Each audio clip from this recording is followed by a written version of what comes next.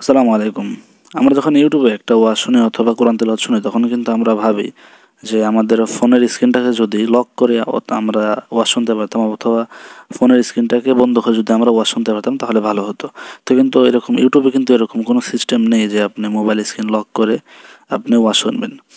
তো আমি আজকে আজকে আপনাদেরকে দেখিয়ে দেবো কিভাবে আপনি একটি অ্যাপ ব্যবহার করে আপনি ইউটিউবের ওয়াজ অথবা কোরআন তেলাওয়াত আপনি স্ক্রিন লক করে শুনতে পারবেন। তো একটা অ্যাপ ডাউনলোড করতে হবে, এখানে চলে যেতে হবে প্লে স্টোরে যাওয়ার পর লিখে দেবেন ব্ল্যাক স্ক্রিন।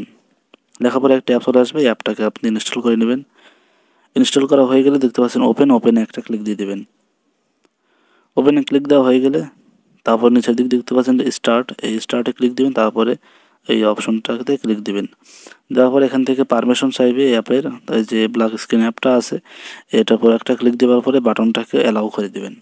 অ্যালাউ করে দেওয়ার পরে এখান থেকে আপনি অ্যালাউ করতে পারেন, ডন্ট অ্যালাউ করতে পারেন আপনার ইচ্ছা মতো। তো তারপর দেখতে পাচ্ছেন যে আমাদের এখানে কিন্তু একটাই সেট হয়ে গেছে, একটা তালার মতো একটা পিপআপ একটা অপশন এটা তা হয়ে গেছে। এখন যদি আমরা ইউটিউবে যাওয়ার পরে একটা ওয়াচ চালাই, তো দেখতে পাচ্ছেন ওয়াচটা কিন্তু আমরা চালু হয়ে গেছে।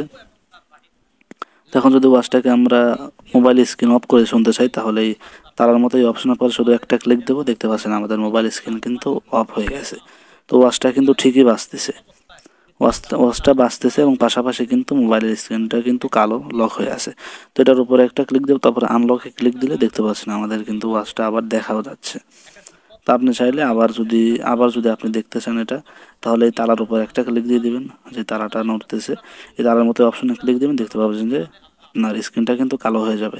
এটাকে সারানোর জন্য আনলকে ক্লিক দিলে কিন্তু হয়ে যাবে।